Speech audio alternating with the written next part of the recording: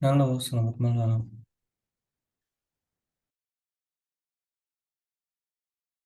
Malam, Pak.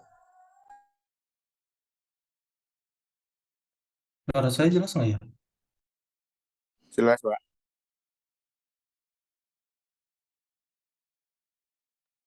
Oke, terima kasih. Gimana kabarnya? 2 minggu nggak kuliah ya?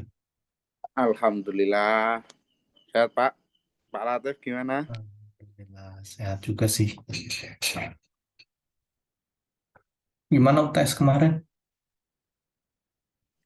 Alhamdulillah lancar, dilancar-lancarin, Pak. Nggak susah-susah banget kan ya?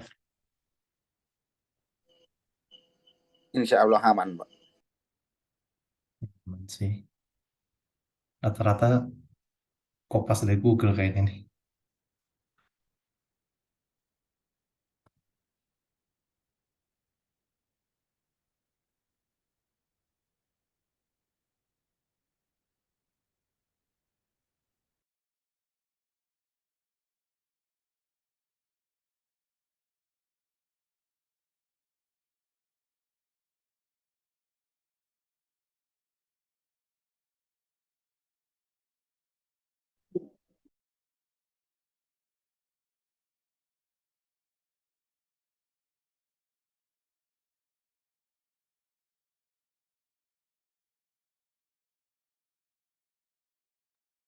Oke, kita mulai aja kali ya.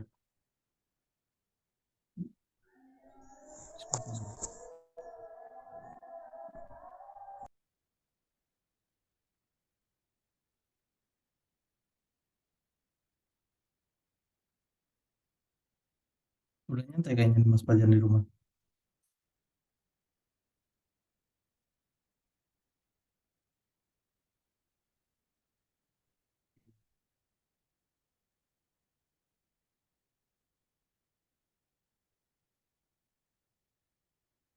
Layar saya udah kelihatan? Sudah, Pak. Nah, Pak. Oke, kita mulai ya. Assalamualaikum warahmatullahi wabarakatuh. Selamat malam semuanya. Waalaikumsalam warahmatullahi wabarakatuh. Malam, Pak. Waalaikumsalam. Semangat nih kayaknya. Oke, Harus semangat, ah Pak. Gaspol. ya mudah-mudahan sampai jam 9 lah ya. Nggak cuma jam 7-nya doang. Oke, sebelum kita masuk ke materi ya, ini kan ada apa namanya, baru-baru ini ada kejadian banyak orang yang datanya keambil nih gara-gara eh, bisa dibilang hampir mirip kayak phishing sih gitu. Saya mau diskusi sedikit, diskusi santai sih gitu. Kira-kira nih ya, hal apa sih yang bikin sampai orang kok di case ini gitu, sampai orang itu kehilangan data. Kira-kira apa yang faktor apa aja sih yang bikin orang kok terima WhatsApp terus nggak lama akhirnya datanya hilang gitu, atau mungkin ada yang bilang juga eh, rekening di banknya juga jadi berkurang kayak gitu. Kira-kira faktor apa aja sih yang bisa bikin data itu jadi hilang gitu? Ada yang mau share? Ini nggak ada salah nggak ada benar sih sebenarnya gitu. Cuma pengen tahu aja gitu kalau teman-teman semua lihat kasus kayak ini sebagai orang IT mungkin ya. Sebagai orang IT itu awamnya seperti apa sih gitu melihat kasus kayak gini. Mungkin ada yang lihat juga konten di TikTok atau mungkin ada temennya juga yang kena kasus kayak gini gitu. Kira-kira gimana sih? Ada yang mau share? Ketidaktahuan mungkin, Pak. Ya, yang jelas kalau mengirim file itu kan mungkin kalau di orang yang agak gaptek sedikit ya Pak, yang mungkin di pengaturan WhatsApp-nya mungkin unduh otomatis itu kan agak juga eh, berbahaya juga kan Pak kalau mendapat file seperti ini. Sedangkan dari ya dengan WhatsApp orang tersebut dia melakukan unduh otomatis. Itu langsung otomatis aplikasi unduh kan kita tinggal buka Pak. Ada yang lain mau nambahin yang mau share mungkin sebelum nanti kita bahas gitu. Terima kasih Mas Fajar.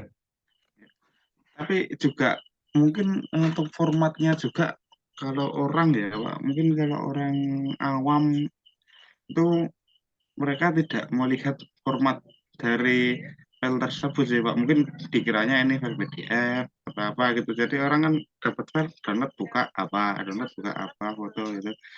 Dan mungkin di luar sepengetahuan orang-orang juga ada ketidakmungkinan mengirim aplikasi menggunakan WhatsApp gitu Pak.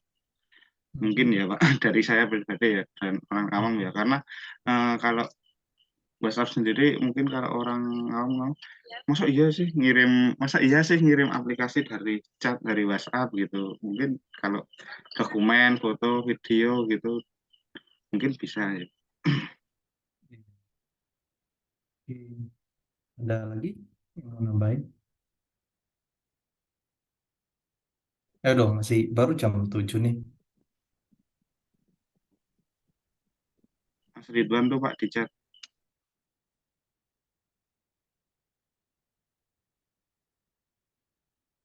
Mas Ridwan. Oke. Aplikasinya itu dia ngambil notifikasi.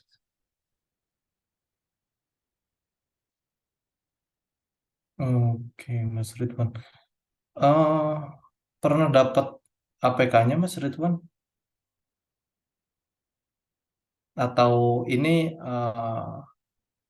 Mas Ridwan sendiri yang bikin gitu?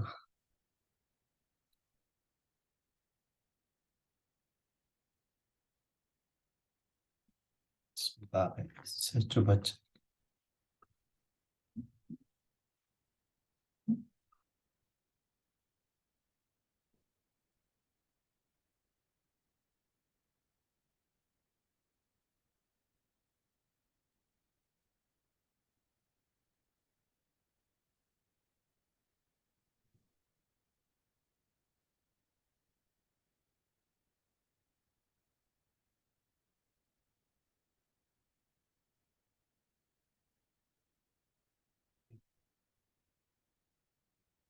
Itu kan kalau misalkan eh, kita ya orang yang tahu gitu terkait teknisnya. Kira-kira kalau misalkan dari orang awam kayak gimana?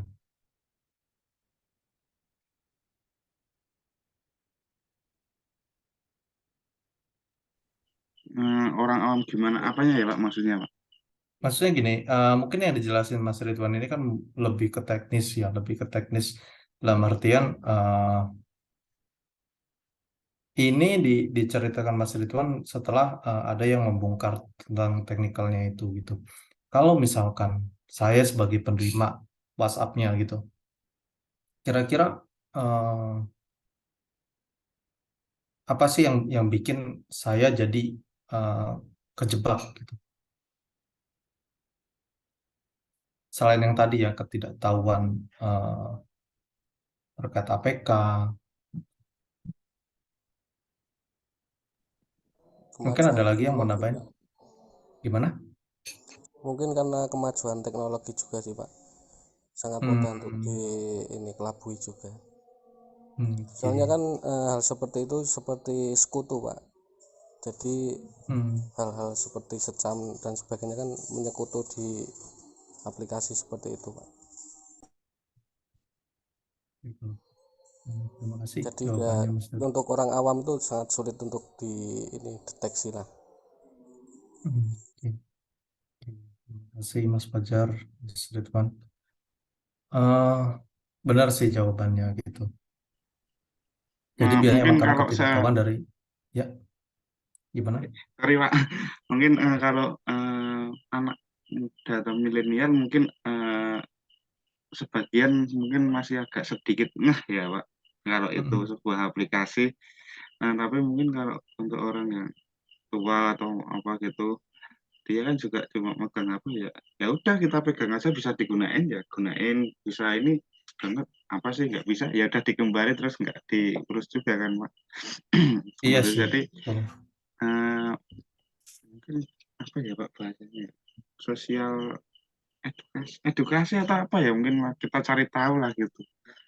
Kalau orang Jawa bilang radong blas, Pak.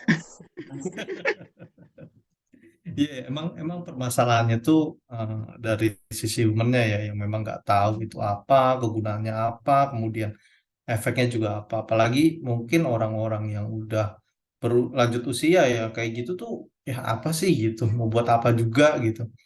Yang penting bisa bisa pakai, ada link ya bisa diklik gitu. Nah, mungkin permasalahannya kayak gitu gitu. eh Intinya sih, kenapa itu bisa terjadi ya? Apakah aplikasi Android-nya yang eh, kita katakan sistem operasi Android-nya yang memang masalah? Kan nggak juga gitu. Mungkin ada, tapi kemungkinan itu kan hanya sekian persen gitu. Nggak yang benar-benar emang itu adalah pokok masalahnya kok jadi orang kehilangan apa namanya datanya gitu, atau kebocoran data ataupun hal-hal yang lain yang merugikan orangnya itu hanya sekian persen. Kalau misalkan kita ngomong dari sistem operasinya yang masalah, kemudian dari mungkin handphonenya atau apa yang bisa disalahkan gitu, itu hanya sekian persen.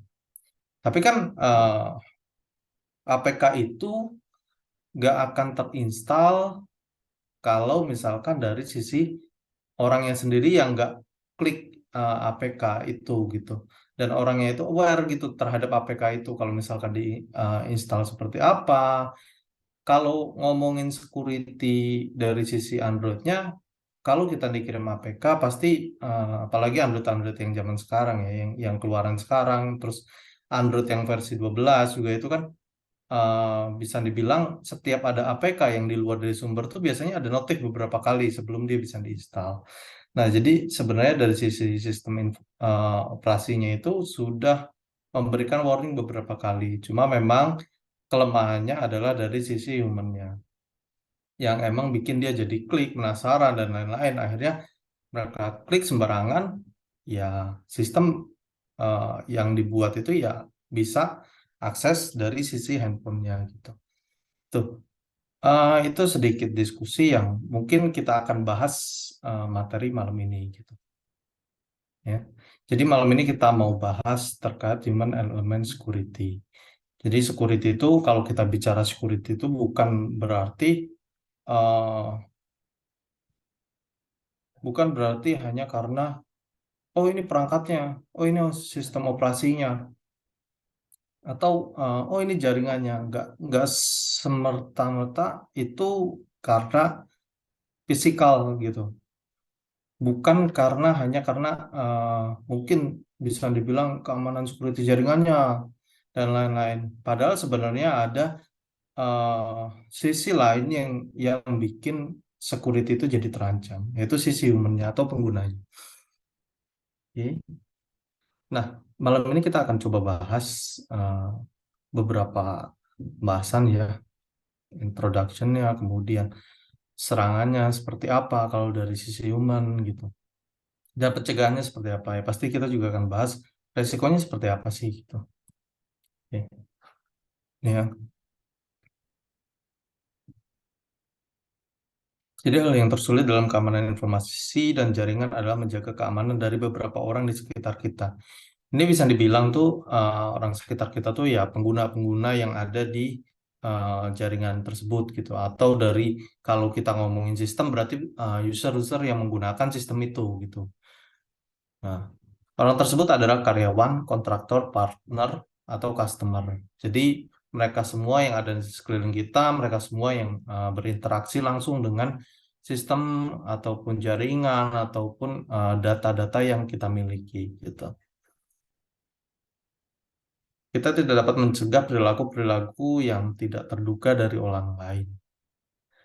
Ya pasti ya, kita nggak bisa juga kalau kita bayangin kita sebagai uh, seorang IT security gitu di suatu perusahaan, Dan katakanlah jumlah karyawannya dalam perusahaan itu tuh bisa dibilang ya pasti lebih dari 100 gitu. Misalkan perusahaan itu lebih dari 100 orang, kita nggak mungkin ngawasin satu persatu orang tersebut ngelakuin apa gitu. Eh, Terkadang ada perilaku mereka tuh yang nggak terduga sama kita, dan akhirnya itu membuka celah gitu keamanan orang lain untuk mengambil data yang kita miliki. Nah, ini sangat sulit untuk mencegah perilaku-perilaku dari sisi pengguna itu sendiri.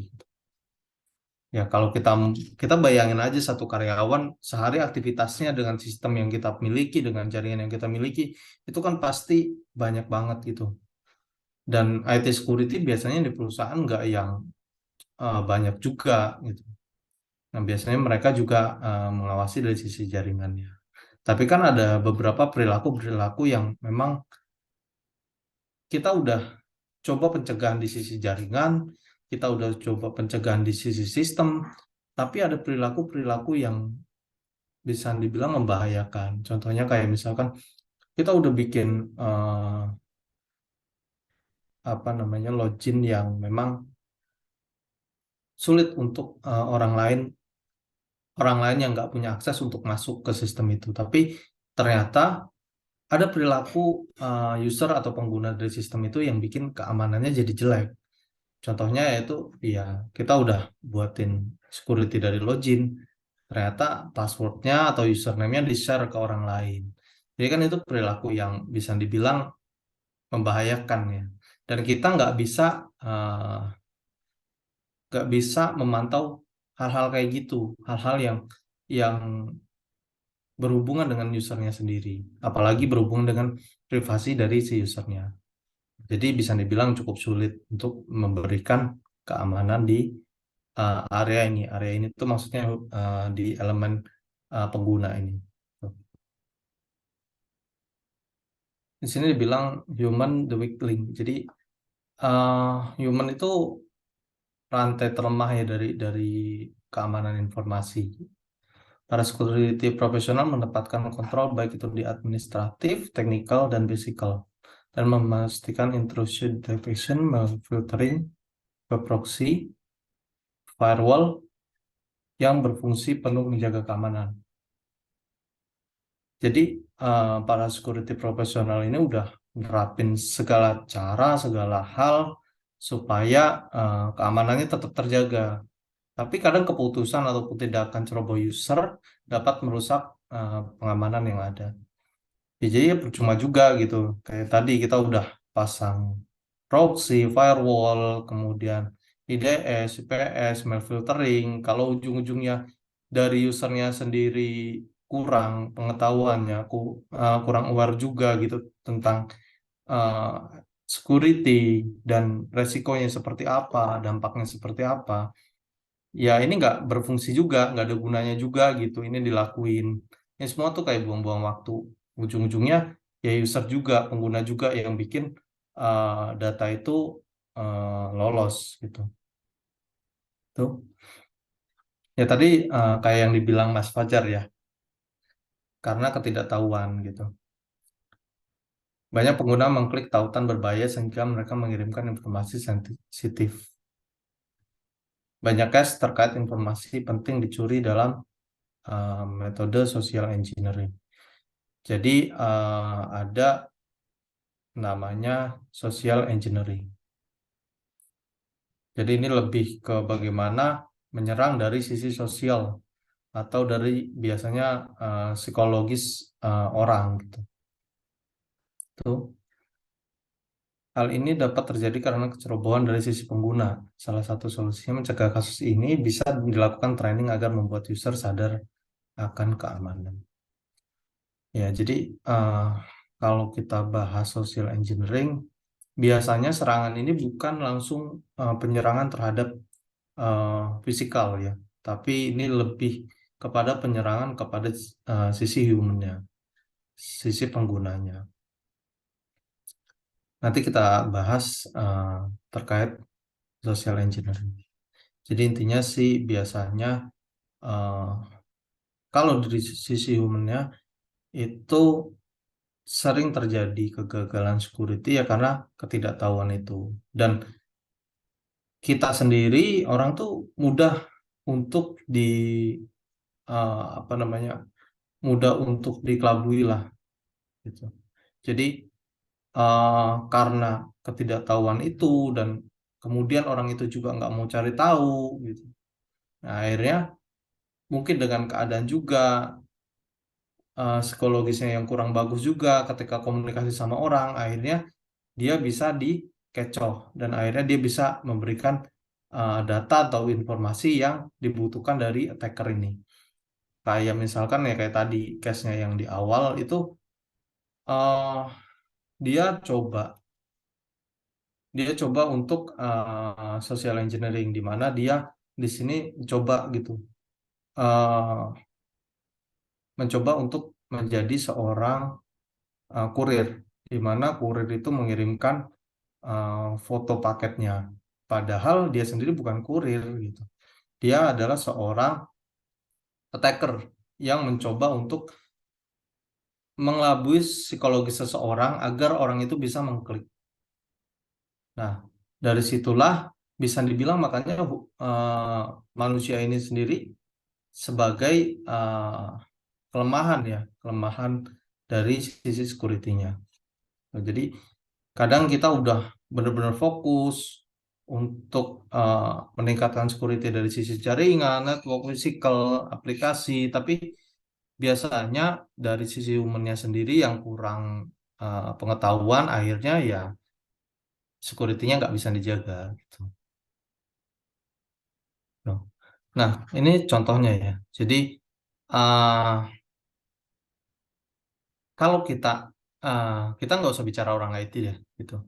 Kita nggak usah bicara orang yang paham mungkin komputer. Nah, kita coba lihat dari sisi ini. Ini ada dua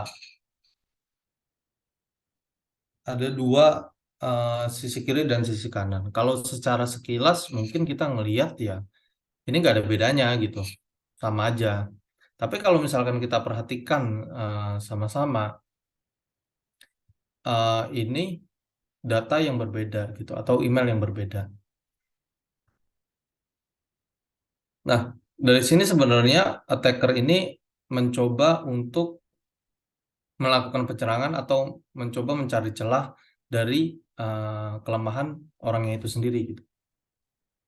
Makanya dia bikin tampilan atau email tiruan yang kemudian dikirimkan gitu ke user atau pengguna atau target dari si penyerang itu sendiri. Nah, ketika dia eh, kalau aja penerimanya itu orang awam yang nggak paham, ya dia akan coba ngeklik gitu, akan coba ngeklik dan akhirnya ya apa yang attacker mau itu dapat diakses gitu.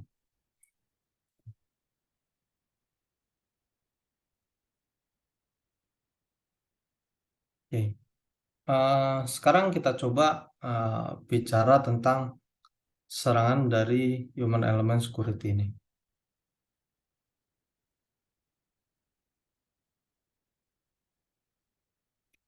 Mas Fajar, kalau dilihat-lihat kasus yang ada di kejahatan attacker ini semakin berkembang dan canggih ya. Iya sih. Saya juga nggak tahu kenapa attacker itu bisa meniru beberapa website gitu. Kalau kita pelajari atau kita lihat kasus-kasus phishing, ada yang juga dia sampai bikin apa namanya website tiruan dari BRI gitu. Jadi sehingga orang terkecoh dan domainnya itu ya mereka mengandung kata BRI, mengandung kata yang baru-baru ini mengandung kata Shopee kayak gitu-gitu. Bahkan yang Telkomsel juga ada. Itu saya juga heran sih. Apakah pelaku-pelaku kejahatan ini memang orang yang ahli di IT atau seperti apa gitu? Karena nggak semua attacker, kalau kita bicara human security, itu nggak semuanya orang yang ahli IT yang melakukan. Contohnya ya, kayak mungkin di sini pernah ada yang dengar kasus terkait orang telepon terus nanya nama, kemudian dia bilang ingat gak sama suara saya gitu. Dan akhirnya yang buat kita sebagai target itu menyebutkan nama dia gitu. Itu salah satu jenis attacker ya dari sisi human element security, tapi lebih secara general. Nah, walaupun secara general dengan cara seperti itu, kalau misalkan targetnya sendiri nggak sadar, ya otomatis mungkin attacker itu bisa dapetin data-data pentingnya. Apalagi mungkin bisa juga nyebutin nama ibu kandung gitu. Yang sebenarnya itu data itu kan bisa digunakan untuk perbankan gitu. Dan bahkan ada kasus yang dia mengaku dari pihak Shopee yang akan memberikan hadiah gitu. Kemudian dia coba masuk ke aplikasi Shopee-nya si target dan request OTP. Kemudian si attackernya nyoba telepon gitu. Coba telepon dan eh, minta untuk OTP-nya dikirim. Itu kan sebenarnya kalau bicara serangan seperti itu nggak perlu ini ya, nggak perlu ilmu komputer yang aneh-aneh lah. Mungkin ya cukup gimana caranya login ke Shopee, kemudian gimana mungkin login ke Tokped, nah, terus gimana caranya request ganti akun dan lain-lain gitu. eh itu nggak perlu belajar IT yang panjang, nggak perlu belajar gimana sih cara buat website dan lain-lain gitu. Tapi kalau kita bicara kayak kasusnya penipuan yang di BRI dan mungkin phishing-phishing yang BRI yang paling sering tuh BRI gitu. Itu kan orang harus benar-benar bisa niru tampilannya dari BRI.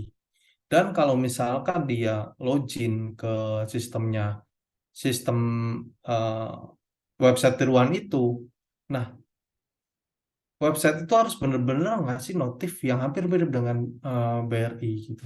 Mungkin kalau teman-teman pernah lihat berita-berita di internet juga gitu. Itu benar-benar mirip dengan BRI gitu. Dan akhirnya bahkan nyampe errornya pun ya mirip banget.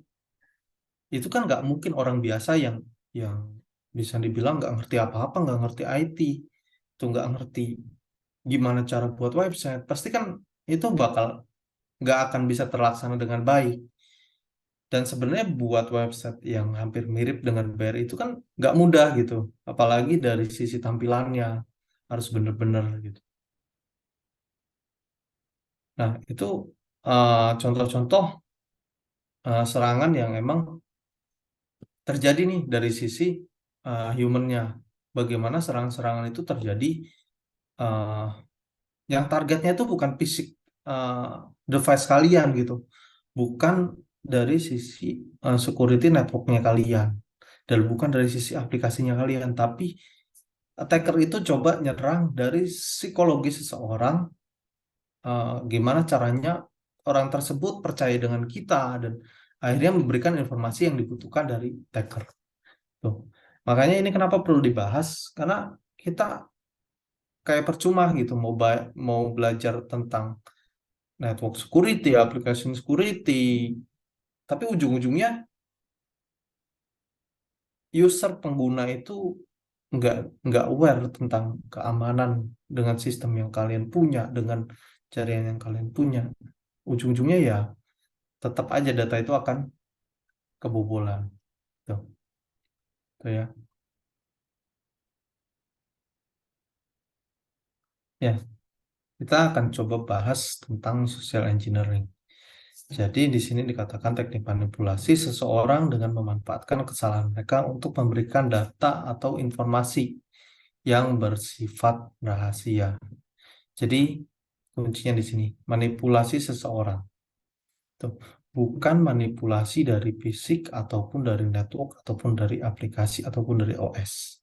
Tapi lebih ke manipulasi kepada pengguna atau user dari sistem ataupun network yang ada di sekeliling kita. Tuh. Biasanya penyerangan akan menyamar sebagai orang yang memiliki akses sehingga korban memberikan akses tersebut. Nah, kalau misalkan ada orang yang nelpon kalian, anggaplah kalian seorang orang yang tentang security dan lain-lain. Tiba-tiba ada orang yang nelpon kalian, halo Pak, saya Budi, saya boleh minta password Bapak, saya boleh minta password Shopee Bapak, saya boleh minta password aplikasi pinjol Bapak. Apakah teman-teman semua akan langsung ngasih passwordnya? Kan nggak juga gitu.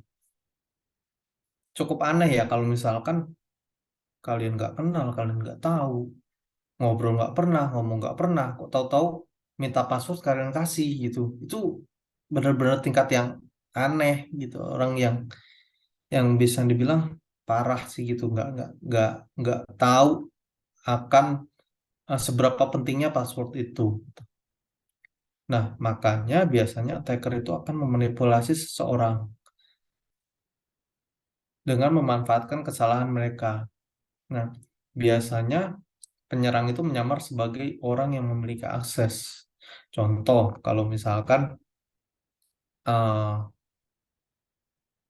kita ngomongin aplikasi Shopee. Nah, ada orang atau ada attacker yang coba masuk ke akun Shopee kalian. Nah, ujung-ujungnya butuh OTP. Bagaimana caranya kalian sebagai user dari Shopee tersebut bisa memberikan OTP tersebut ke pihaknya attacker? Kira-kira gimana caranya? Ada yang mau share? Ini sebenarnya hal yang sederhana sih ya.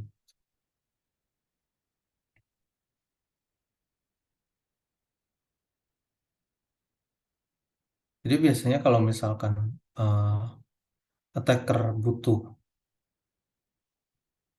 data, kalau attacker butuh data dari targetnya terkait Shopee, biasanya dia akan manipulasi atau dia akan menyamar sebagai pihak dari Shopee. Dia akan telepon, dia akan tirukan gayanya Shopee atau CS-nya Shopee, dan akhirnya coba ajak ngobrol, dan orang itu, target itu mulai nyaman, dan akhirnya memberikan datanya ke attacker. Nah, biasanya akan menyamar. Makanya bisa dibilang sosial, karena dia akan apa namanya, berbaur dengan target atau berusaha menjadi orang yang bisa dipercaya dari si target itu. Tuh. Teknik ini menggunakan teknik manipulasi psikologi. Ya, iya pasti dong, gitu. Karena akan mencoba menyamar dan memanipulasi nih dari eh, psikologi orang. Bagaimana orang target tersebut bisa terima bahwa attacker itu bukan orang jahat. Bagaimana si attacker itu, bagaimana si target itu merasa nyaman memberikan informasi kepada si attacker. Teknik serangan ini dibangun berdasarkan pola pikir seseorang untuk mengelabui dan mempengaruhi perilaku mereka. Pada akhirnya tujuannya adalah mengelabui dan mempengaruhi perilaku. Makanya bisa dikatakan social engineering.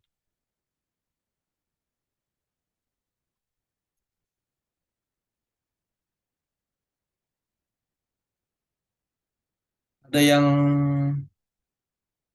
pernah nonton UMI?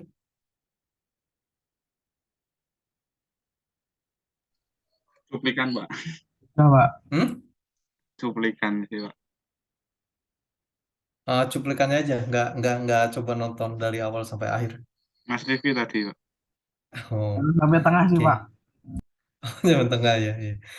Sebenarnya banyak sih, kalau kalian mau tahu contoh-contoh serangannya itu ya bisa dilihat juga sih dari video ini, bagaimana cara mereka uh,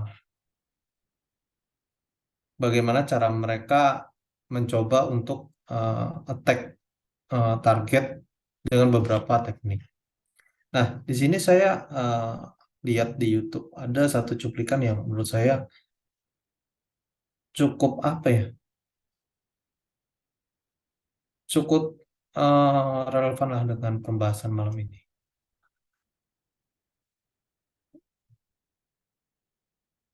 Jadi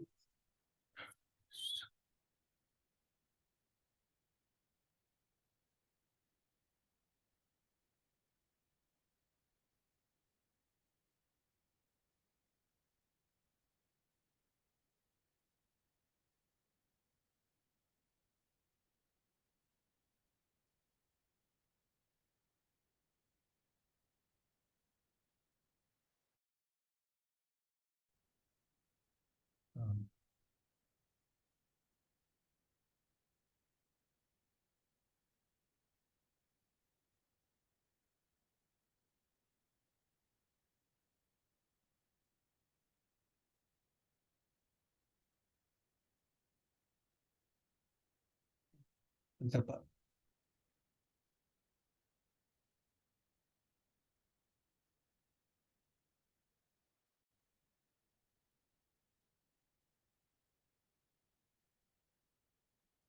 Dia bilang vulnerability di sini bukan dari program ataupun dari servernya.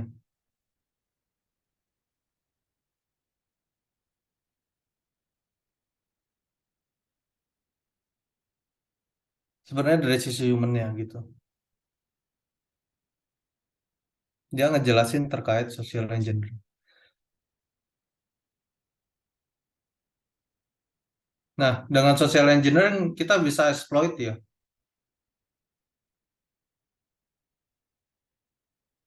Nah, jadi sini bilang, jadi sebenarnya itu bukan bukan server ataupun aplikasi yang jadi permasalahan terbesar,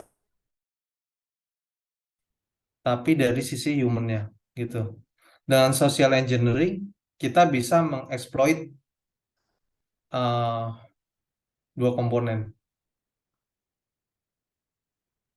untuk dapat yang diinginkan, password, informasi rahasia, login data. Nah, kita coba lihat caranya dia untuk ngelakuin social engineering. Jadi ini sebenarnya dia mau coba gimana caranya dapetin makanan tanpa ngeluarin uang. Dan dia nunjukin social engineering itu terjadi kayak gimana.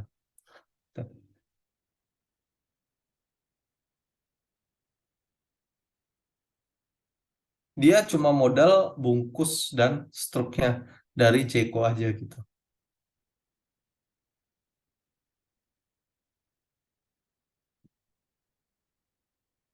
Nah, dia ngejelasin kalau ada kesalahan dari pesanannya dan si pelayan ini nggak ini ya.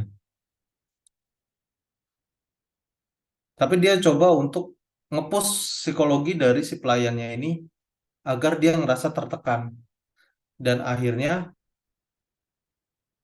dia bikin psikologi si pelayannya ini jadi tertekan dan akhirnya dia ngasih apa yang dimauin dari si attackernya ini.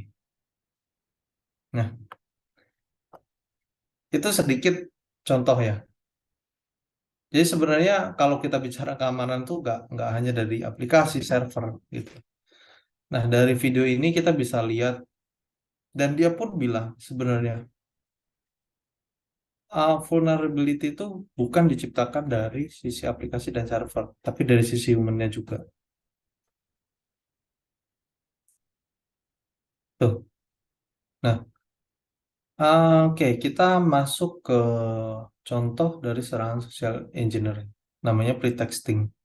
Salah satu teknik serangan dari social engineering. Metode yang dijalankan adalah menyamar menjadi pihak yang berwenang untuk mendapatkan informasi sensitif. Biasanya penyerang akan melakukan pendekatan terhadap korban agar mau melakukan apa yang diminta attacker. Dari video tadi, kita bisa ambil contoh. Kita ambil contoh dari teknik social engineering. Dia menyamar jadi seorang customer. dari Jeko. Customer yang beli Jeko ternyata ada kesalahan dalam pesanannya gitu, kurang dua piece, dan dia mencoba untuk komplain. Padahal data struknya dan bungkusnya itu bukan dapat dari dia beli gitu, tapi dari tempat sampah. Nah, dia menyamar jadi pihak yang berwenang, yaitu tadi customer, untuk mendapatkan informasi sensitif. Nah, ini mungkin case-nya dari sisi aplikasi ataupun data. Kalau tadi secara case-nya adalah untuk mendapatkan dua donat. Dia nge-push terus, dia coba pendekatan, dia nge-push psikologinya seseorang biar merasa tertekan dan akhirnya bertanggung jawab atas kesalahan yang padahal tidak dilakukan oleh dia. Tuh. Jadi itu namanya pretexting, menyamar menjadi pihak yang berwenang. Contohnya contoh lain ya, kita sering menyamar sebagai manajer, pelanggan, reporter, atau bahkan anggota keluarga rekan kerja, menggunakan identitas palsu, membuat skenario, dan dipercaya memunculkan target untuk memberikan informasi sensitif, melakukan beberapa tindakan yang biasanya tidak mereka lakukan untuk orang asing. Mungkin ini contohnya lebih gampangnya adalah ketika ada orang yang mencoba untuk menyamar jadi salah satu karyawan di perusahaan, dan kalian satu perusahaan, dan kalian adalah sebagai IT staff. Kalian sebagai IT staff dan kalian memang belum ada manajer, ada kekosongan itu karena memang kurangnya keamanan yang ada di gedung itu. Akhirnya ada orang yang bisa masuk, dapat kartu akses, eh, dapat seragam mungkin, dan dia mengaku sebagai manajer IT yang baru. Nah, dengan cara gitu orang itu coba tanya-tanya ke staffnya, dan akhirnya orang itu eh, bisa dapetin informasi yang dia butuhkan. Nah, contohnya itu pretexting. Jadi dia menyamar jadi orang yang berwenang dan dia coba mengelabuinya. Tuh. Contoh lain bisa juga ya kayak tadi, eh, ada orang nelpon terus pura-pura, saya eh, saya saudara dari Mas, saudara dari Bapak, saudara dari Ibu, saya lagi ketangkap polisi dan lain-lain. Akhirnya minta dikirimkan uang, akhirnya dikirimkan. Setelah itu nggak ada informasi apa-apa. Itu pretexting. Salah satu dari metode social engineering. Pretexting biasanya dilakukan secara face to face maupun media komunikasi seperti teleponnya. Yang telepon yang tadi yang saya jelasin, kalau yang face to face ya bisa dibilang kayak tadi yang orang ngaku-ngaku jadi manajer. Pretexting yang dilakukan secara face to face perlu perhatian lebih terhadap bahasa tubuh. Ya pasti ya susah gitu. Gak segampang kalau misalkan kita komunikasi lewat telepon yang hanya perlu perhatian terhadap verbal. Kalau face to face kan berarti kalian ketemu sama orang tersebut, kalian mengaku sebagai orang tertentu, kayak yang tadi di video dia mengaku sebagai customer Ceko, berarti kan dia harus memberikan kepercayaan atau membuat si target percaya bahwa dia customer yang sangat kecewa gitu. Nah, itu perlu perhatian lebih terhadap bahasa tubuh. Sedangkan kalau media telepon, ya mungkin cukup nggak perlu semenghayati itu gitu. Cukup mungkin menirukan verbal seseorang yang sesungguhnya. Kayak misalkan uh, orang yang mau login ke akun Shopee dan akan coba pakai pay letternya dan lain-lain, itu dia akan coba menelpon targetnya dengan gayanya Shopee. Jadi hanya cukup bagaimana mencoba menyamakan verbalnya dia saat telepon. Gitu. Perlu banyak memperhatikan lingkungan target jika ingin melakukan social engineering dengan metode pretexting. Kenapa kok harus memperhatikan lingkungan target? Contoh, kalau misalkan kalian coba mengelabui target kalian dengan cara saya nggak kenal nih target gitu. Saya nggak kenal ini target, eh, tapi tiba-tiba saya coba telepon dia, saya nggak tahu kebiasaannya dia. Belum tentu dia mau ngasih informasi apa yang kita minta. Gitu. Contohnya kayak misalkan di video tadi, ya si orang itu akan coba melihat situasi sekitarnya dulu, apakah memungkinkan atau tidak. Dan kira-kira kalau seperti yang dilakukan itu akan berbahaya atau tidak, pasti akan memperhatikan lingkungan. Apalagi kalau misalkan eh, hal kejahatan itu atau pretexting yang akan dilakukan ini akan menghasilkan kejahatan yang besar. Pasti si attacker akan mencoba memperhatikan kebiasaan dari si targetnya. Mungkin targetnya biasanya dia ke bank seperti apa. Kalau misalkan dia pengen melakukan pencurian data atau pencurian uang sekalipun gitu, dia akan memperhatikan targetnya seperti apa gitu. Nggak akan langsung melakukan penyerangan. Nah, yang kedua selain pretexting adalah phishing. Salah satu teknik social engineering yang dilakukan pada media elektronik. Nah, tadi pretexting biasanya nge-push dari sisi psikologi orangnya. Tapi kalau phishing ini ada teknik social engineering yang dilakukan pada media elektronik. Nah, beda dengan pretexting ini mungkin semua orang bisa melakukan kejahatan nih. Bisa melakukan atau mengelabui seseorang dengan cara mengelabui dari psikologinya seseorang. Nah, kalau ini orang yang paham juga gitu terkait teknologi. Biasanya serangan yang dilakukan adalah meyakinkan korban untuk mengklik link tertentu atau memperdaya korban untuk memberikan informasi tertentu. Tuh, ya. Kayak misalkan orang yang mau coba masuk ke WhatsApp, mau coba masuk ke apa namanya, ke aplikasi-aplikasi yang memang ada sangkut pautnya dengan keuangan.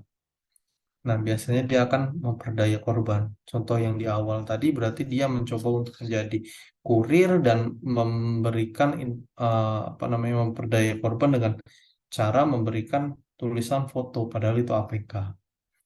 Korban akan mengklik suatu link yang dikirimkan dari email palsu dan diarahkan ke website palsu.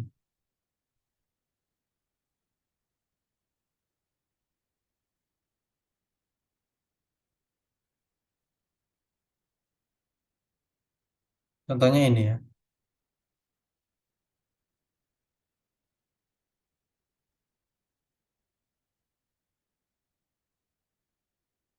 Ini contoh dari phishing PayPal. Nah, kalau dilihat sebenarnya nggak usah jauh-jauh, lihat aja dari domainnya. Kadang attacker itu coba attack, tapi mereka nggak mau yang namanya eh, keluar uang lebih lebih apa ya, lebih banyak lah gitu. Jadi mereka pakai domain yang murah dan akhirnya ketahuan kan gitu. Kalau kita sadar, kalau kita paham, nah kita bisa tahu nih dari sisi domainnya aja. Nah, ini aja domainnya bukan eh, domainnya dari PayPal. Walaupun tampilannya ini sama dengan PayPal. Tapi sebenarnya orang yang bisa ngirim ini juga pasti orang yang paham teknologi ya. Nggak semata-mata dia modal nekat aja gitu. Pasti dia akan mikirin bagaimana tampilannya. Ini contoh dari phishing. Tapi untuk sekarang-sekarang ya, itu untuk phishing itu biasanya sudah ada email filtering. Jadi nggak sembarangan orang bisa kirim email ke orang lain. Nah, pembahasan sebelumnya ada juga masalah email phishing. Sebelum adanya email filtering, phishing itu apa ya, pemberi kontribusi terbanyak terkait keamanan security karena nggak ada yang namanya di filter. Kalau sekarang biasanya dari email itu udah difilter. Kalau dia eh, apa namanya mengandung phishing, biasanya udah masuk ke spam duluan. Serangan ini biasanya akan gagal jika target serangan sadar mereka tidak memiliki akun yang dimaksud pada email phishing. Intinya sih nih, sadar gitu kalau mereka sendiri tidak punya itu, dan apa ya, mereka sendiri eh, sadar kalau itu bahaya. Kesadarannya yang susah sih sebenarnya. Bagaimana cara membangun kesadaran terhadap user? Itu PR yang cukup sulit lah. PR kita semua gitu sebagai orang IT. Mungkin kita akan bekerja di perusahaan, atau juga mungkin ada yang nantinya akan jadi owner. Ya, kita harus benar-benar sabar dan eh, coba edukasi terus gitu usernya atau karyawannya gitu.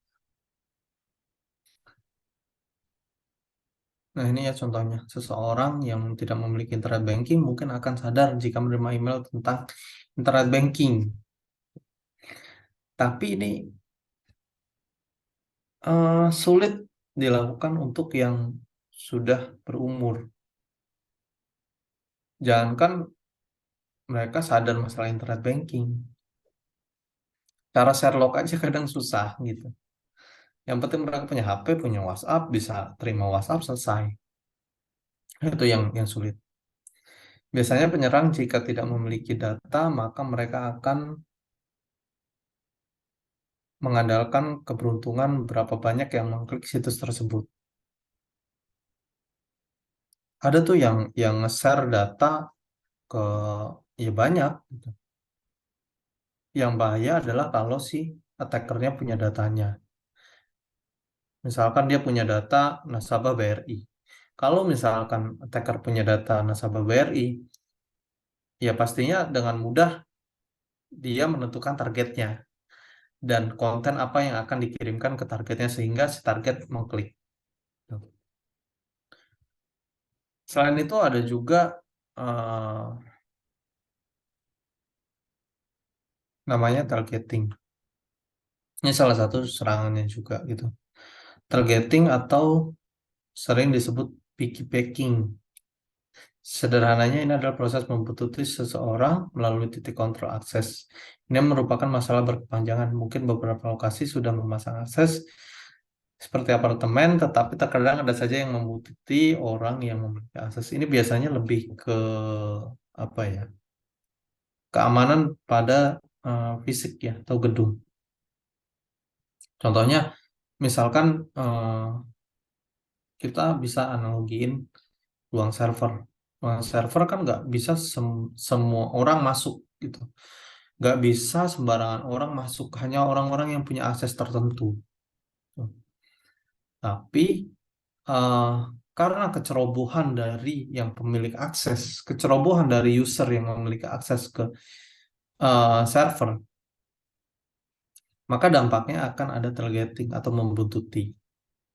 Contoh kita udah orang IT-nya udah dikasih kartu akses, udah dikasih SOP, tapi ujung-ujungnya dia teledor dan ceroboh. Akhirnya ketika dia masuk ke ruang server, dia lupa tutup pintu, ada orang yang ngebuntutin dan masuk ke ruang server dan mungkin dia tidak pindah atau dia ya bersembunyi dan terus ngambil data-data di ruang server. Nah, itu salah satu serangan atau ya sebenarnya dampak kecerobohan dari sisi human juga gitu. Jadi banyak banget ya contohnya kegagalan security dari sisi human atau dari sisi orang. Ada pretexting yang orangnya gampang dikelabui, kemudian ada juga phishing yang orang juga dikelabui dengan teknologi itu sendiri, ada juga targeting. Ini uh, lebih karena dampak kecerobohan dari usernya sendiri. Beberapa tempat yang biasanya dilakukan targeting adalah kampus, apartemen.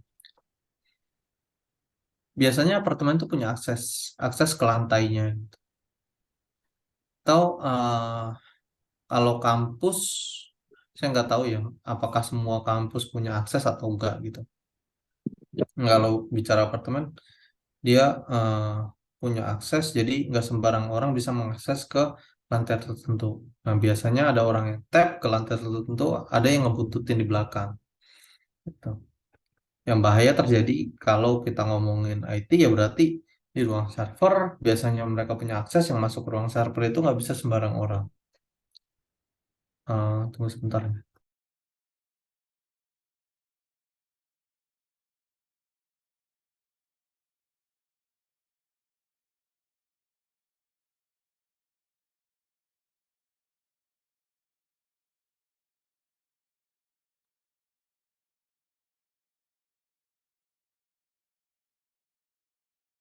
Jadi itu ya. Penyerangan biasanya menggunakan simpati orang untuk membantu mereka mengakses lokasi tertentu. Perlu ada kebijakan yang ketat untuk menangani masalah ini. Nah, jadi biasanya ujung-ujungnya karena human juga. Dia mencari simpati seseorang gitu.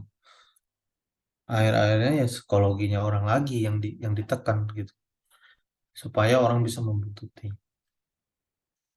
Ini ya contohnya ya. Nah, jadi ada orang masuk lift biasanya kalau kita ngomongin gedung-gedung yang punya keamanannya bagus, dia akan ada akses. Nah, di belakang ini ya dia ngebuntutin gitu. Tanpa harus tapping, dia bisa masuk. Nah, ini yang dinamakan tailgating. Nah, hal-hal kayak gini salah satu sebenarnya akibat kecerobohan juga, terus akibat sistem security-nya yang kurang bagus juga gitu. Nah, kayak gini kalau kalau terjadi di ya tadi bisa dibilang ruang server ya bahaya juga. Orang bisa menyelenap, bisa ngambil data dari server. Ya, mungkin datanya data-data yang apa ya? Yang benar-benar bahaya lah gitu. Kalau sampai data itu dapat sama orang lain. Kira-kira apa lagi kalau contohnya targeting nih? Tadi kan di sisi IT mungkin targeting ke ruang server. Atau yang lain ada yang mau share?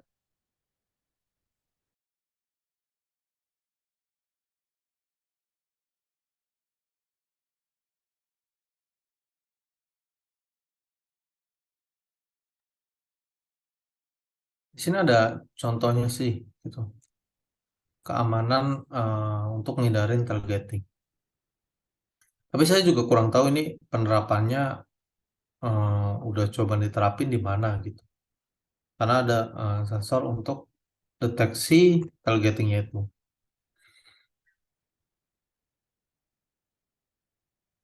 Tuh. Nah, itu tadi contoh-contoh serangan ya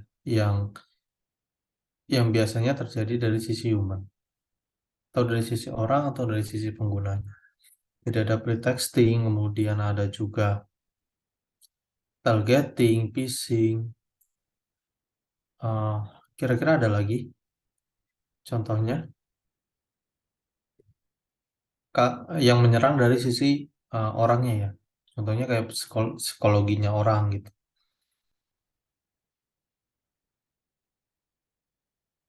Ada yang nemu kasus kayak gitu?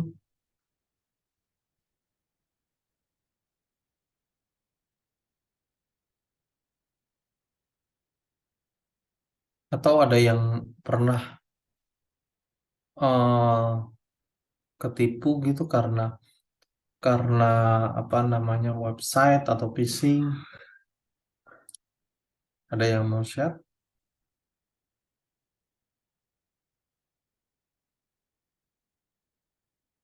Kayaknya aman-aman aja ya, orang IT. Oke. Eh, kalau udah terjadi kayak gitu, kira-kira gimana sih pencegahannya? Pencegahannya bisa dari security awareness, jadi kesadaran tentang keamanan gitu. Meningkatkan kesadaran akan keamanan informasi. Meskipun yang akan didiskusikan kepada mereka bervariasi dari satu organisasi ke organisasi lain, akan tetapi ada beberapa inti pembahasan sebagai upaya pencegahan. Biasanya pembahasannya terkait perlindungan data, perlindungan password, social engineering, network, malware, dan policy.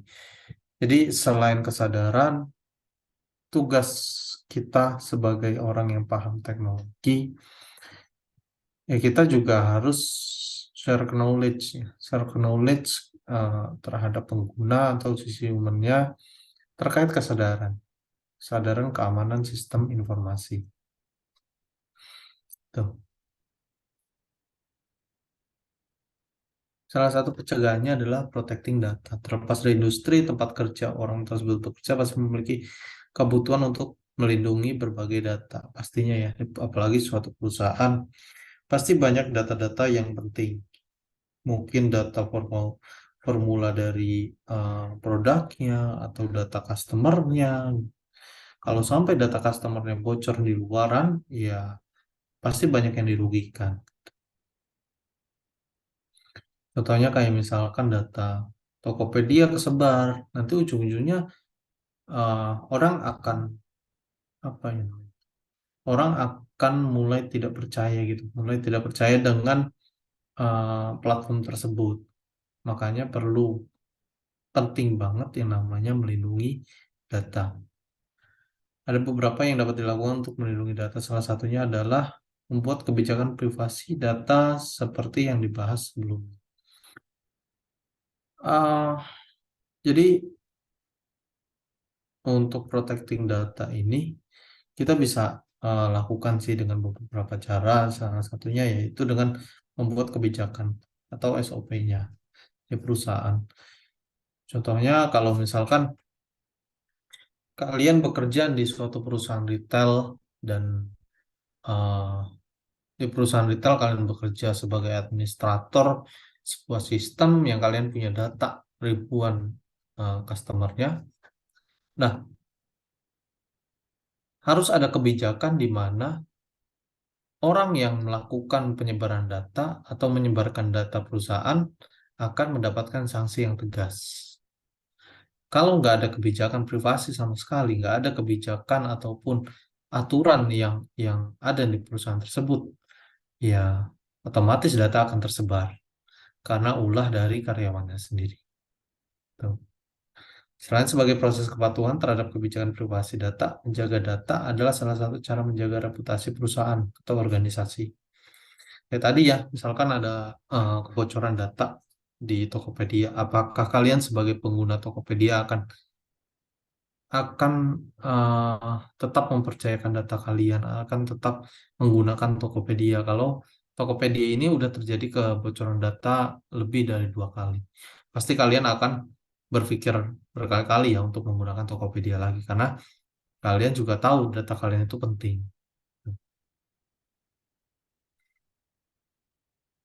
Nah, tadi kan ada policy ya, policy yang dibangun, ada kebijakan privasi yang dibangun itu.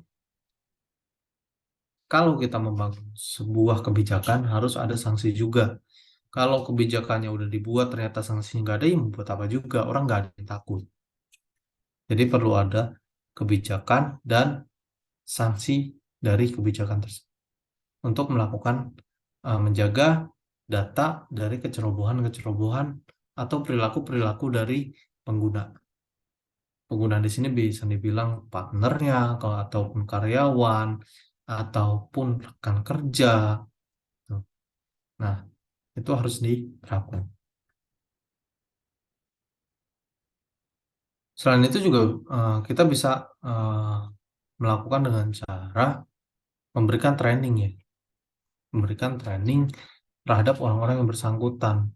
Jadi orang-orang yang memang terlibat dalam organisasi tersebut. Kemudian pengguna informasi sekitar, kita harus mengetahui pentingnya penanganan data dan dampaknya terhadap pelanggaran dan reputasi. Nah, selain knowledge yang kita kasih terkait gimana sih pentingnya data yang harus dijaga, kita juga harus ngasih tahu nih dampaknya kalau misalkan data itu tersebar apa yang akan terjadi oleh perusahaannya gitu. Kemudian idealnya training dilakukan per triwulan atau bahkan setiap bulan. Nah, kalau misalkan perusahaan bisa mengatur waktunya, nah training itu bisa dilakukan setiap bulan ya. Tapi biasanya perusahaan akan mikir 2 kali kalau misalkan karyawannya selalu training. Kerjanya gimana gitu. Nah, selain training juga tadi perlu dibuat kebijakan semacam SOP. Ya jangan sampai di training, training, training, training, tapi nggak ada kebijakan dan akhirnya mereka ya udah knowledge itu cuma sebagai knowledge saja, tapi nggak diterapkan. Tuh. Nah, terus ini kita bicara masalah password.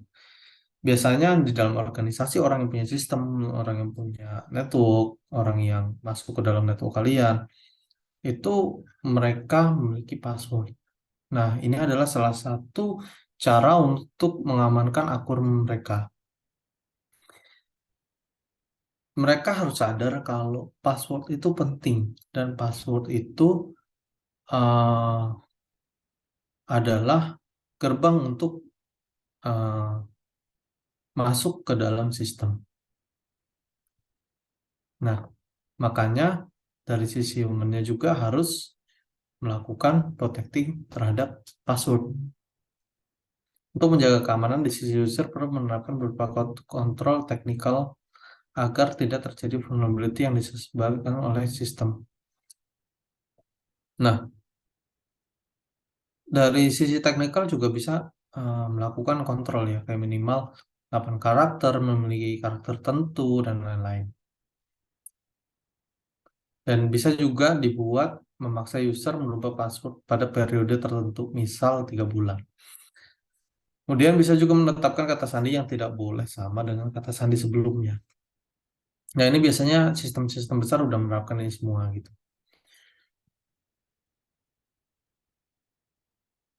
Kemudian ada masalah lagi nih.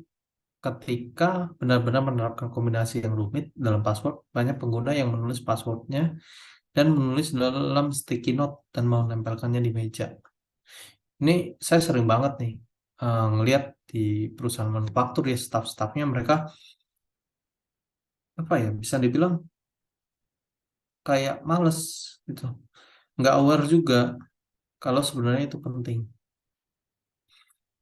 Karena mereka dari si IT staffnya juga ngasih password yang beda-beda, mereka nggak mau pusing, akhirnya ada sticky note ditulis, ditempel di meja gitu.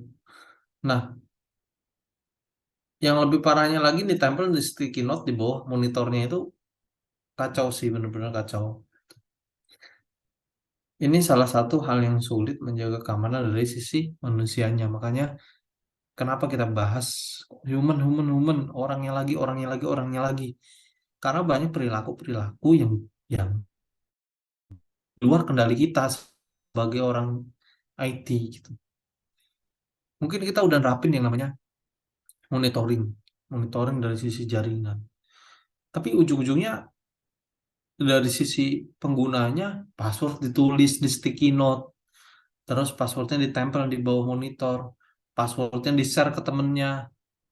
Kayak gitu-gitu nggak bisa kita jaga sama sekali. Mau kayak gimana coba? Masa iya setiap setiap apa namanya? Setiap hari orang IT muterin karyawan satu-satu. Iya kalau misalkan karyawannya cuma 10. Kalau misalnya karyawannya nyampe 1000, patah-patah kakinya dan tiap hari putar terus kan. Jadi kayak ya itu di luar kendali kita sebagai orang IT.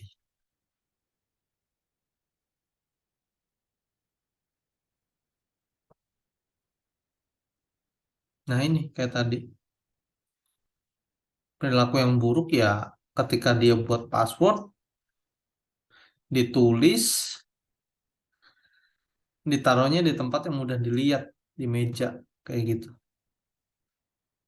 Itu susah deh kalau kayak gitu, mau dikasih pengertian, harus dikasih pengertian berkali-kali gitu, ataupun ngasih kebijakan. Tapi kan kadang ngasih kebijakan yang kayak gitu agak lucu juga gitu. Maksudnya ngasih kebijakan peraturan barang siapa yang ngasih password di atas meja akan di SP1, SP2, kan kayak lucu juga gitu. Paling nggak kita cuma bisa ngasih kebijakan atau kita bisa training orang tersebut berkali-kali gitu. Cuma itu yang bisa kita lakukan. Kalau misalkan membuat kebijakan ya agak ini juga gitu, agak apa ya? Jadinya nanti si karyawan malah nggak betah dan lain-lain. Tapi kalau misalkan nggak kita tegasin ya kita juga yang kerepotan. Itu yang agak repot sih. Pada akhirnya seseorang security profesional perlu memastikan dan mengkomunikasikan kepada pengguna bahwa kata sandi ini adalah penting. Ya ujung-ujungnya kita ya di training lagi gitu. Kasih pengertian lagi. Ya, kita harus banyak-banyak sabar. Mereka juga perlu menangani kata sandi dengan benar dan sampai mereka mencatat meninggalkan password pada tempat yang mudah diakses seseorang. Jadi itu, kalau kita berurusan dengan user pengguna, yang bisa kita lakukan itu bukan memperbaiki dari sisi sistem ataupun dari sisi monitoring sistemnya, tapi bagaimana pendekatan kita supaya orang tersebut sadar. Kemudian kita juga bisa lakukan dari network usage, lebih tepatnya kesadaran pengguna terhadap penggunaan jaringan. Dan dikomunikasikan pada pengguna mengenai penggunaan jaringan. Hari ini banyak yang memiliki akses terhadap jaringan di rumah dan coffee shop. Nah, ini banyak yang berpikir menghubungkan internet di ruang kerja sama dengan menghubungkan internet di coffee shop yang cukup dengan memasukkan password. Kadang kita juga nggak sadar gitu. Kita bawa laptop kantor, kita ngakses sistem kantor, terus pakai networknya publik. Kita nggak tahu di dalam network publik itu ada apa. Mungkin ada orang yang emang udah siap untuk berselancar di network itu gitu. Ada orang yang udah siap untuk mencari data di network publik itu. Kadang kita juga nggak sadar gitu. Perlu kesadaran penuh terkait penggunaan jaringan. Nah, salah satu menjalankan keamanan jaringan adalah membatasi perangkat asing masuk ke jaringan. Dulu ini diterapin di salah satu bank ya, bank daerah. Dulu tempat saya kerja itu dia setiap orang yang coba mengakses internet di bank tersebut itu nggak cuma masukin username dan password. Mereka juga harus mendaftarkan IP-nya, kemudian mereka pun internetnya dibatasi gitu. Nah, tujuannya apa? Kok nyampe dibatasi kayak gitu? Supaya nggak sembarangan orang bisa masuk ke jaringan dan melakukan hal-hal yang aneh-aneh gitu. Jadi kita juga bisa melakukan pencegahan dengan cara membatasi penggunaan jaringan dari perangkat asing. Pengguna perlu menyadari bahwa laptop atau device yang tidak dikenal tidak bisa begitu saja meminta akses jaringan perusahaan atau organisasi. Kalau yang benar biasanya perusahaan akan seperti ini, minta. Dia akan nanya untuk apa kebutuhannya. Nah, kadang juga ada jaringan yang khusus tamu ya, dengan akses terbatas dan dipisahkan dengan jaringan lokal. Biasanya dia dipisahkan antara jaringan organisasinya sendiri dengan jaringan lokal. Jadi kalau misalkan terjadi apa-apa, nggak masuk ke jaringan perusahaan itu.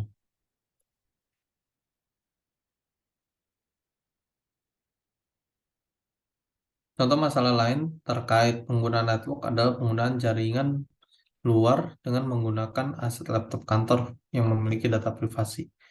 Nah ini juga ya, kadang ya kita macem-macem lah. Dikira akses kantor dengan akses luar sama. Akhirnya dia pakai laptop, terus pakai network yang ada di publik.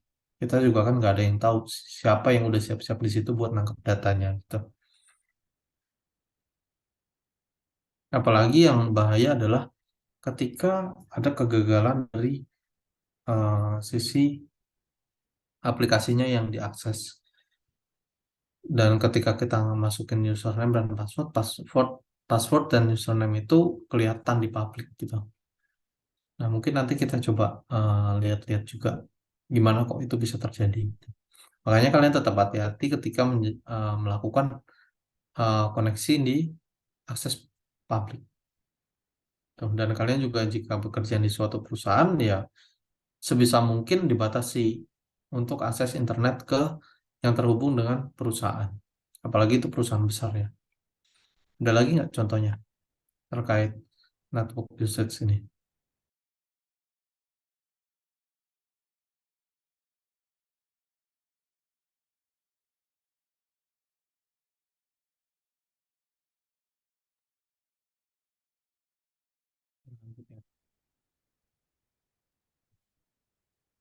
Selain itu juga eh, kita bisa cegah edukasi terkait malware ya. Bisa dibilang ini cukup sulit untuk beberapa user kurangnya sadar akan bahaya malware. Ya balik lagi, kita bicara tentang kesadaran terhadap security, kesadaran terhadap eh, malware itu sendiri, gitu. Perlu edukasi mendalam tentang bahaya malware. Untuk meningkatkan kesadaran ya kita perlu edukasi terus. Cara satu-satunya, saya harap sih setelah ini kita semua sadar gitu, sadar kalau ternyata masalahnya itu bukan hanya dari sisi aplikasi, sistem dan lain-lain, tapi dari sisi human juga. Nah, kalau misalkan nanti terlibat dalam suatu sistem, kita lihat teman kita lihat pengguna sekitar melakukan hal-hal yang membahayakan, ya kita tolong diingatkan lagi gitu. Karena bisa jadi itu adalah celah kejahatannya gitu, celah dari attackernya. Tuh. Ya kita sebisa mungkin edukasi orang tersebut. Mungkin orang di sini bisa dibilang teman kita atau rekan kerja atau yang lain-lain lah.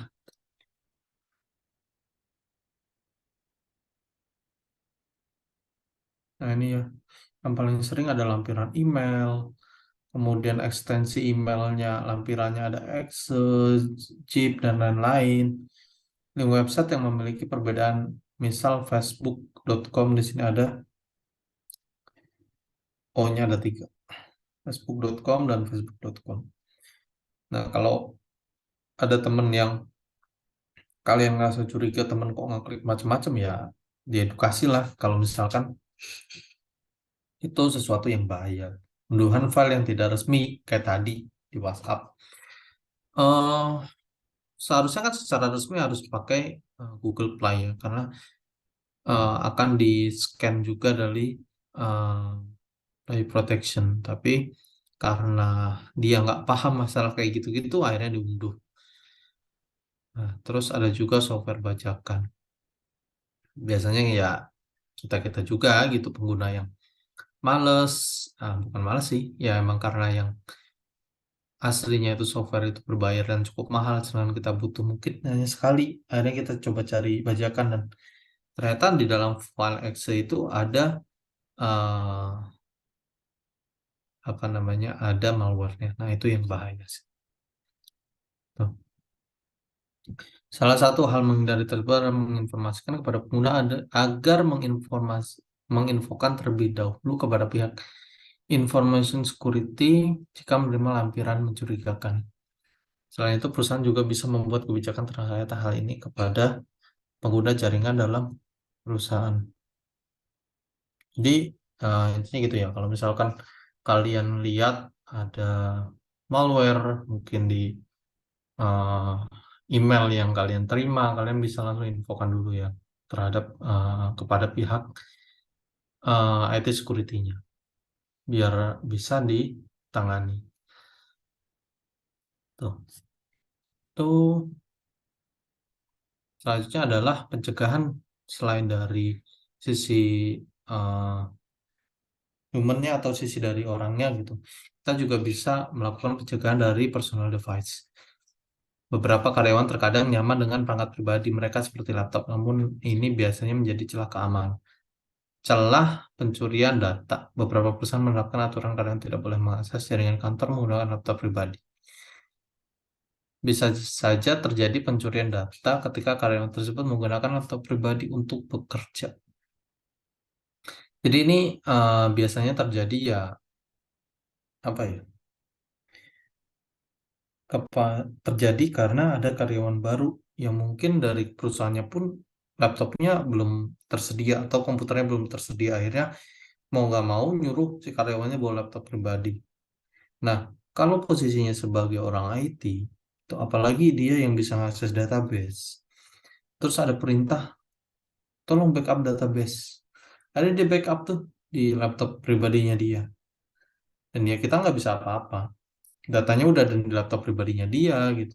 Ketika datang laptopnya si karyawan itu, eh akhirnya ya nggak bisa apa-apa juga. Datanya orang udah disimpan gitu sama si karyawan tersebut. Nah, kalau udah datanya udah kesimpan kayak gitu ya mau gimana lagi? Ujung-ujungnya ya udah data itu udah diambil sama si karyawan dan karyawan itu mungkin bisa aja ngejualnya gitu. Kalau tahu data itu penting.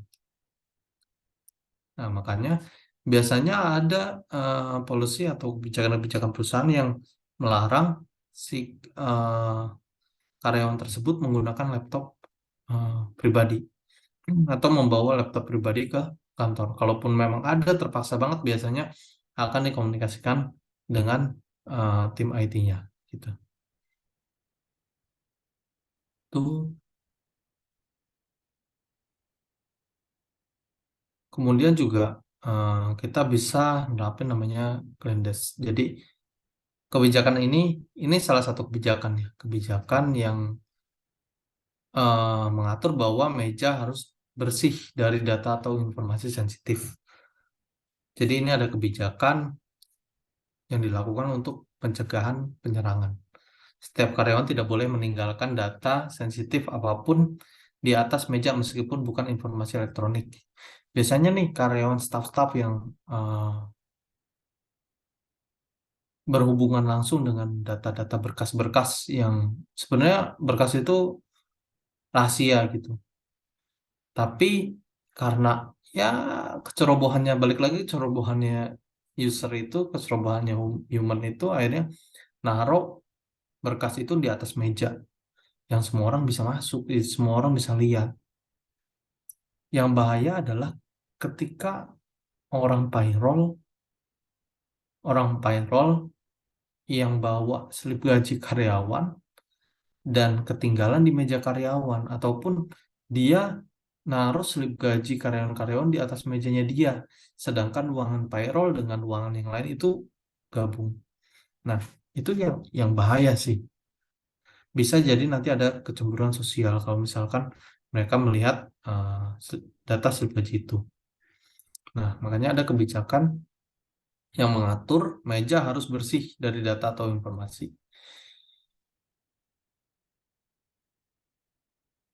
Nah, biasanya ada perusahaan ketika membuang kertas, itu kertas itu nggak boleh dibuang di tong sampah, dia harus dihancurin dulu. Jadi ada mesin penghancur kertas di situ, data sensitif yang ada di kertas itu ya kertasnya harus dihancurin. Yang lebih bahaya lagi adalah ada perusahaan yang menerapkan kertas itu nggak boleh sekali pakai. Jadi habis ngeprint belakangnya masih kosong, ya dipakai lagi lah gitu buat ngeprint ataupun mungkin buat coret-coretan. Nah, yang belakangnya itu disimpan mungkin nanti untuk buat nulis-nulis lagi dan lain-lain. Tapi ternyata karena dia lupa dia taruh di atas meja dan ternyata data itu data penting.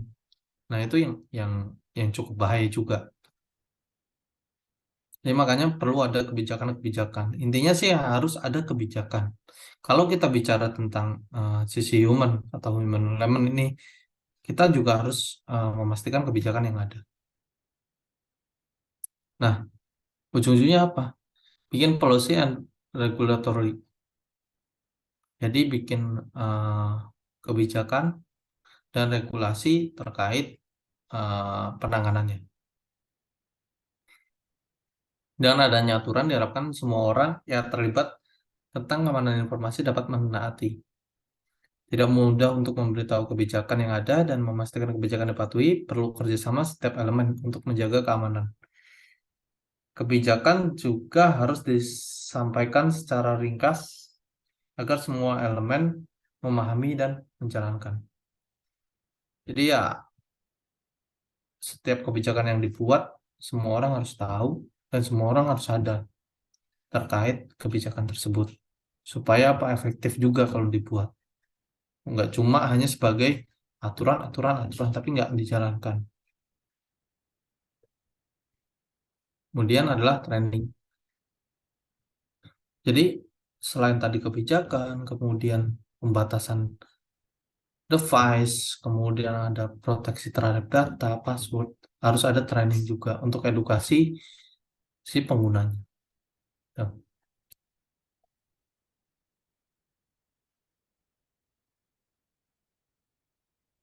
Nah, di akhir training biasanya ngelakuin yang namanya ujian, biar tahu seberapa jauh sih orang sadar, seberapa jauh orang tahu akan peraturan yang ada, ataupun tahu terhadap kebijakan yang ada, gitu. Nah, jadi bukan hanya edukasi. Harusnya ada ujian juga gitu yang dilakukan. Oke, tugas nanti ini akan diupload di e-learning. Jadi nanti silakan coba search di internet terkait social engineering ini. Tuh. Coba cari tahu contoh serangannya seperti apa dan cara pencegahannya. Oh iya, terkait kalau search data untuk referensi tugas ataupun mungkin UAS UTS, itu sebisa mungkin dicantumkan ya referensinya gitu. Dan kalau bisa ya ditulis ulang dengan bahasa sendiri. Jadi biar nggak jadi plagiat gitu. Teman-teman semua kan mungkin akan menjadi penerus ya, penerus ya peneliti-peneliti yang sekarang gitu. Dan dari pengetahuan teman-teman semua, dari pengalaman teman-teman semua, dari tangannya teman-teman semua akan menuliskan fakta-fakta baru terkait sains dan ilmu komputer. Nah, makanya diusahakan dari sekarang menulis apapun itu jangan plagiat lah. Jangan cuma copy paste selesai gitu. Kalau bisa ya teman-teman tulis referensinya dan dipahami artinya dan ditulis dengan bahasa sendiri supaya tidak plagiat. Itu dari saya sih, ada yang mau ditanyakan? Tugasnya individu ya, Pak. Iya, individu.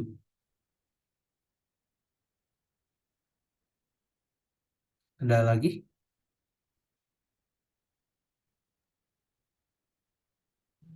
Itu, Pak. Ya, gimana? Itu, Pak.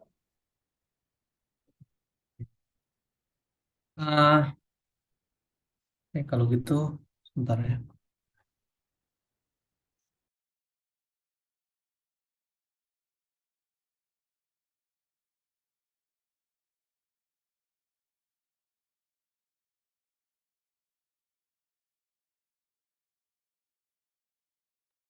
Ya. Saya mau bahas sedikit ya tentang UAS. Kayaknya ngelihat yang UTS kemarin sih, jadi saya mau bahas sedikit terkait UAS. Ini masih pada stay semua kan ya? Masih, Pak. Pak. Oke. Jadi gini, saya ngelihat dari hasil UTS kemarin sih, ada yang sebenarnya UTS kemarin kan mungkin ada yang kurang jelas atau gimana gitu. Sebelum saya bahas terkait UTS UAS, soalnya kemarin saya dapat beberapa orang yang jawabannya sama, cuma beda nama doang gitu. itu nanti silakan yang ngerasa bisa cek di komennya ya. Jadi oke lah untuk UAS ini nanti kita akan coba buat makalah ya. Coba buat makalah. Jadi di sini topiknya ada 5 human element yang barusan kita bahas gitu. Kemudian ada physical security, network security, sistem operasi security, OS security, dan application security. Nah, tugasnya adalah pastinya menentukan kelompok ya. Kemudian dari kelompok itu menentukan topik. Kemudian yang ketiga adalah buat makalah terkait topik tersebut dengan minimal pembahasan 1 pendahuluan. Nah, pendahuluan ini isinya adalah pentingnya topik tersebut dibahas. Kenapa sih topik tersebut penting gitu? Apa yang membuat kalian untuk membahas itu? Gitu. Nah, bisa ditambahkan beberapa referensi untuk memperkuat kenapa topik ini harus dibahas. Wajib cantumkan referensi dan yang tadi saya bilang, harap kalau bisa sih dikurangi gitu plagiat. Jadi cobalah buat untuk menulis ulang. Kemudian ada juga setelah pendahuluan ada pembahasan definisi ancaman yang biasa terjadi. Kasih contohnya juga, resiko dari ancaman yang terjadi, pencegahan dari ancaman yang terjadi, dan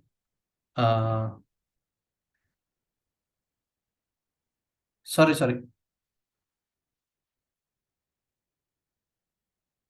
layar saya belum kelihatan ya, udah kelihatan belum? Sekarang udah, Pak. Oke.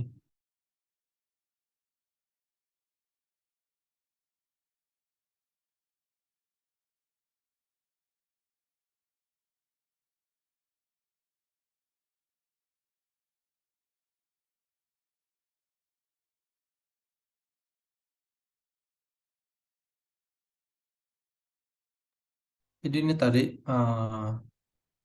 minimal pembahasannya pendahuluan, pembahasan, kemudian kesimpulan dan saran. Nah, nanti dari makalahnya itu silakan dibuat PPT, nanti di pertemuan 13 dan 14 itu dipresentasikan.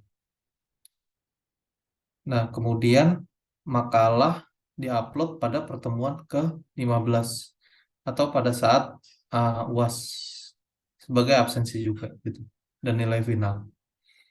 Jadi tetap nanti dipresentasikan di pertemuan 13 dan 14, kemudian pertemuan 15 makalahnya bisa diupload. Tuh. Wajib cantumkan referensi yang digunakan, hindari plagiarisme. Nah, kira-kira dari sini ada yang mau ditanyakan nggak? Jadi ini buat 2 ya, Pak. Mungkin PDF sama PPT, Pak.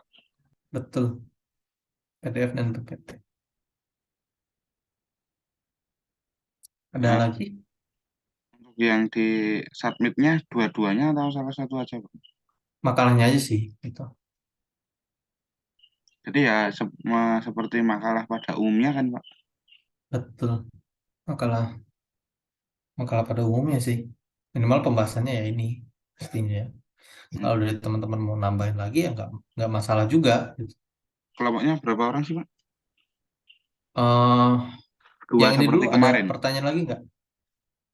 Enggak sih, Pak. Oke. Nah, ini sebenarnya kelompoknya udah saya bikin sih. Cuma kalau dari teman-teman ada concern lain dari kelompoknya boleh diomongin gitu. Satu harus nentuin topik, kedua adalah nanti kalau di dalam perjalanannya salah satu dari kelompok teman-teman ada yang mungkin nggak ada kontribusinya, nanti bisa diinfo aja gitu. Itu sih. Jadi kayak ngerasa nggak adil juga ya kalau misalkan teman-teman udah kerja keras tapi ternyata dari tim kelompoknya ada yang nggak coba mengerjakan gitu. Pasti untuk nilai juga berbeda. Tuh. Dari kelompoknya sendiri ada concern atau ada masalah? aman, Pak. Aman ya, oke. Kalau gitu, perwakilan kelompoknya boleh dong. Pilih topiknya apa kira-kira?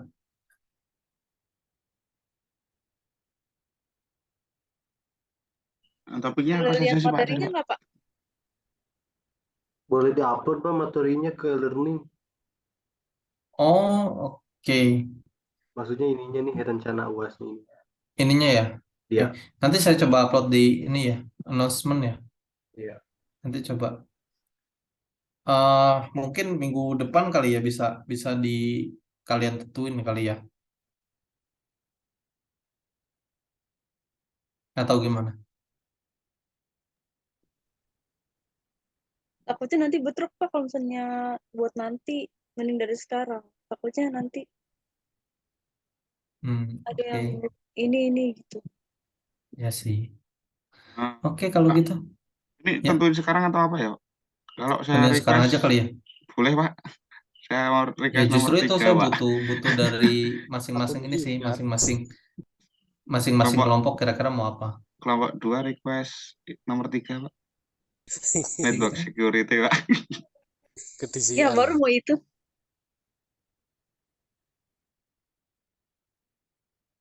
Oke, yang lain.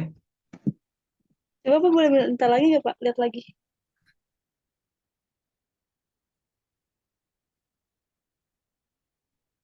Fisika kayaknya, Pak.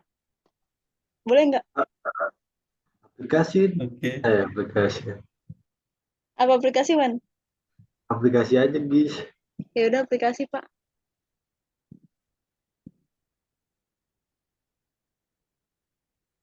Yang mana? 3 ya? Iya, Kalau Pak. 3.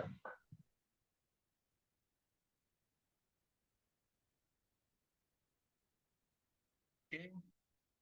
Yang lainnya? 145 perwakilannya boleh. Mas Reza, mau apa nih Mas? Aku manut aja, Mas. Mungkin physical security nggak apa Pak? Kelompok 5.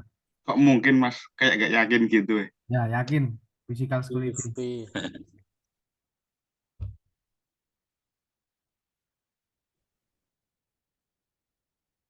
Bukannya pakai J, Pak. Lalu udah malam. Belum ngopi Pak. Oke. Boleh lah bareng-bareng. Oke, lanjut untuk 14.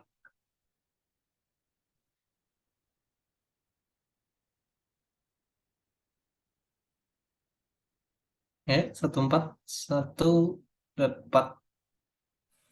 Tinggal apa aja itu Pak topiknya Pak? Tinggal human security sama OS security.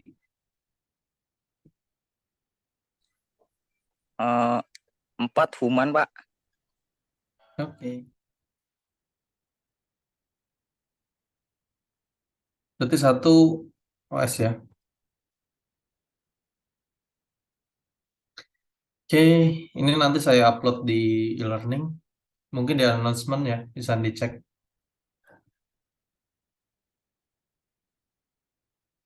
Tuh, ada yang mau ditanyakan nggak? Sejauh ini sih belum. Kalau ada ya. Oke. Bang, mohon Nanti diingat lagi. Ya, mohon diulang, Pak, tadi tugasnya diminta untuk apa, Pak? ini saya sebenarnya ngelihat dari UTS kemarin sih gitu. Agak sedikit kurang bagus hasilnya. Jadi kita buat makalah, nanti makalahnya buat PPT juga, makalahnya minimal ada ini, gitu. Dahuluan pembahasan, kesimpulan, saran, isinya bisa nanti dilihat di sini, gitu. Kemudian buat PPT-nya juga nanti di pertemuan 13 dan 14 itu kita presentasiin. Jadi ada 5 kelompok, mungkin di pertemuan 13 3 kelompok, pertemuan 14 2 kelompok. Tuh, nanti kita atur mana yang cukup. Jadi diusahakan nanti pertemuan 13 dan 14 harus ada yang standby, harus ada yang ready. Karena kita cuma punya waktu 2 pertemuan dan waktunya juga nggak panjang. Tuh, jangan nyampe semua numpuk di 14 dan akhirnya nilainya ya jadi susah gitu. Tuh, kemudian nanti di pertemuan 15 silakan pada saat UAS silakan di-upload di e-learning untuk PPT dan makalahnya. Maaf saya ralat tadi, jadi makalah dan PPT-nya aja yang di-upload.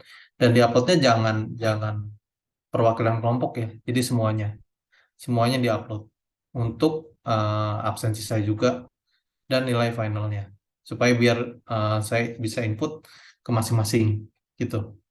Nah, saya minta tolong sama teman-teman semua, tolong apapun yang kalian catat kalau dapat dari internet ataupun dari dapat buku ataupun apapun itu diusahakanlah dari sekarang ditulis referensinya.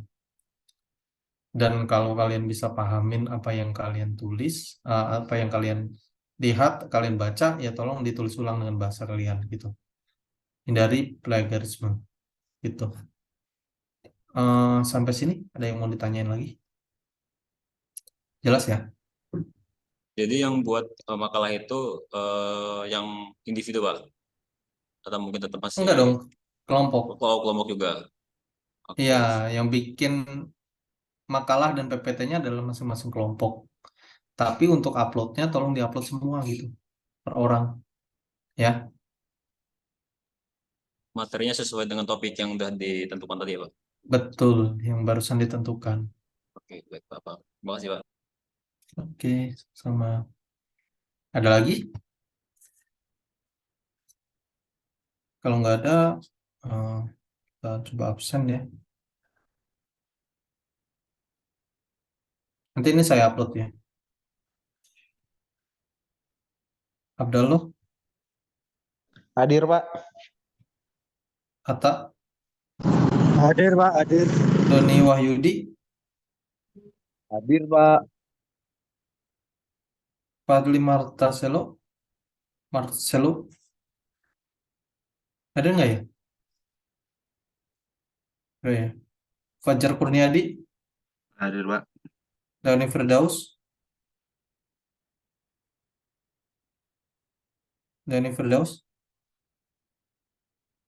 ada ya. Reza Nur Arifin, Hadir Pak. Ridwan Prasetya, Hadir, Pak. Rifki Setiawan, Hadir, Pak.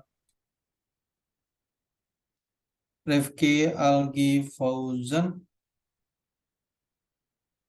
Algi, nggak ada ya. Singgi Prasetyo, nggak ada juga.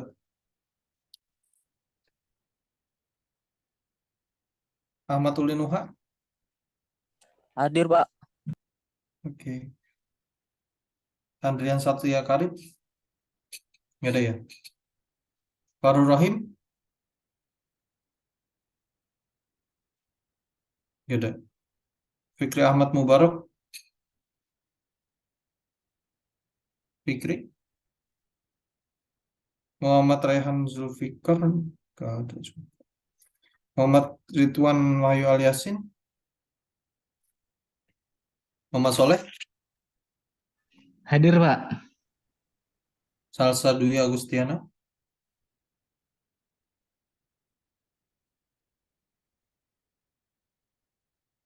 Gista, Hadir, Pak. Wendy. Hadir, Pak.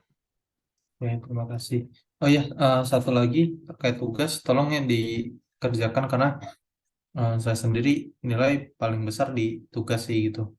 Karena kalau misalkan tugas kosong, ya saya juga nggak bisa apa-apa gitu.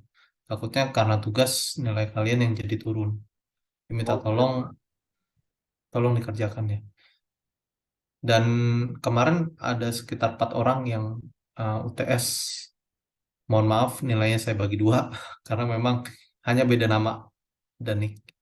Dan kalau nanti kita lihat di akhir semester deh untuk nilainya kayak gimana, apa perlu perbaikan atau enggak. Itu aja sih. Mungkin ada yang mau ditanyakan sebelum saya akhiri? Belum, Pak. Cukup ya. Oke, kalau gitu terima kasih atas kehadirannya malam ini. Saya juga mohon maaf kalau ada salah-salah kata. Selamat beristirahat. Terima kasih. Selamat malam. Assalamualaikum warahmatullahi wabarakatuh.